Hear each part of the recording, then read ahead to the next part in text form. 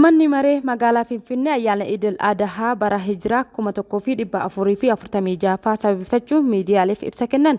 Itti aanaan pirezidaantii mana maree dhimmoota Islaamummaa magaalaa Finfinnee Sheek Fattuudiin Haaji Zeenuu Muqannaa uummanni Musliimaa ayyaana Idil Adhaa yeroo kabaju tokkummaa fi walgargaaruun akka dabarsu ta'us qabas jedhaniiru.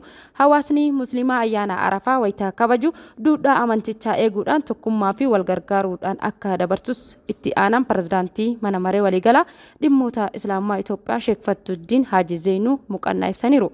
Itti aanaan pirezidaantii mana marichaa Sheek Fattuudiin Haaji Zeenuu Muqannaa ayyaanni Arafaa waggaa 1446 sababeeffachuun ergaa bageessanis dabarsaniiru. Ayyaanni Arafaa bara kana Jumaarra ooluun isas adda isa taasisa jechuudhaan itti dabaluun pirezidaantiin ibsaniiru.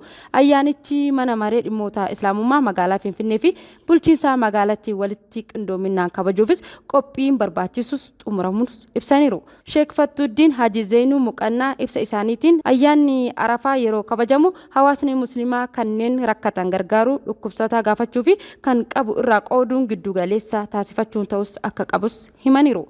Ayyaana Arafaa Itoophiyaa dabalatee hordoftoonni amantaa Islaamaa guutuun addunyaa irrattis ni kabajus jedhaniiru. Barreessaan olaanaan mana maree dhimmoota Islaamummaa magaalaa Finfinnee Sheek Huseen Bashiir akka jedhanitti salaanni kun ganama sa'aatii 2:00 irratti waan raawwatuuf hawaasni Musliimaa magaalaa keenya istaadiyeemii fi naannawa isheetti walitti qabamuudhaan akka salaatan waamichas dhiyeessaniiru. Ayyaanni keenya guyyaa Iidaa akkaataa duudhaalee amantaa eeguu fi kabajuu fi humnoota nageenyaa magaalichaa dabalatee dargaggoonni hedduun nagaa fi nageenya mirkaneessuufis tumsa barbaachisu akka nuuf gootanis akkasumas immoo meeshaaleen guyyaa sana salaataaf itti fayyadaman malee meeshaalee biraa qabatanii akka hin seennes ibsaniiru.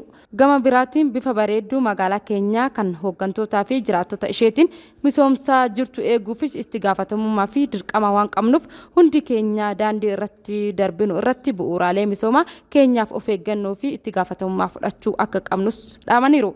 Ayyaana Arafaa bara 2017 akka lakkoofsa Itoophiyaatti dabalatee hordoftoonni amantaa Musliimaa hunduu baga ayyaana kana geessanis jedhaniiru.